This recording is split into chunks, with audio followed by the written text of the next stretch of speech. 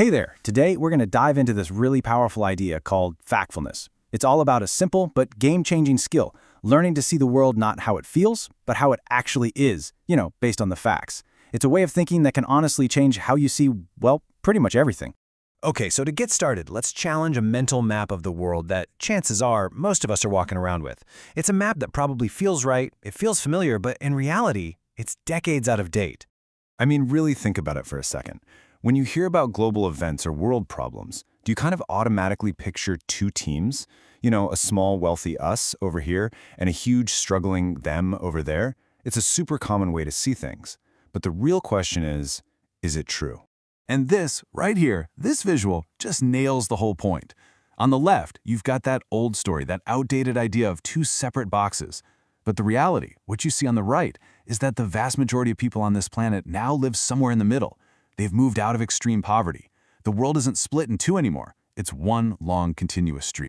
So why do we get this so wrong? It's not because we're not smart. It's because our brains have these, let's call them factory settings. The author Hans Rosling calls them our dramatic instincts, and there's some powerful mental shortcuts. These instincts were absolutely perfect for our ancestors, right? They helped them make split-second decisions to survive. But in our super complex modern world, these same instincts, they kind of backfire. They make us misread the data and see a much more dramatic, much more distorted version of reality than what's actually there. And factfulness, that's the toolkit we can use to manage them. Now, there are 10 of these instincts in total, but for our purposes here, we're going to focus in and really master 3 of the most powerful ones. Let's break down how they work, and more importantly, how you can get them under control.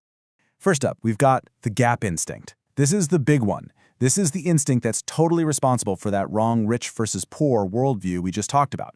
Our brain just loves to divide things into two clean groups. It loves us versus them, good versus bad. It just craves that simple two-sided story. And you see this instinct playing out everywhere. Take Bangladesh, for example. If you only see rich and poor, you completely miss the huge growing middle class, which is where all the action is. The same thing happens in an office, right? A manager sees top performers and weak employees and totally ignores the big group in the middle, where just a little bit of improvement could make the biggest difference for the whole company. So here's your rule of thumb, the mental tool you need.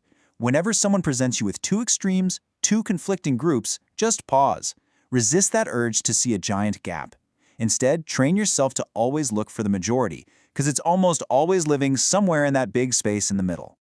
Okay, on to our next instinct, negativity.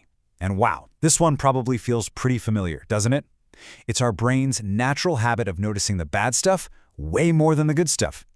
It's like our minds are Velcro for anything negative, but total Teflon for anything positive. And of course, the media feeds this, because a crisis gets a million clicks, while slow, steady improvement gets, well, almost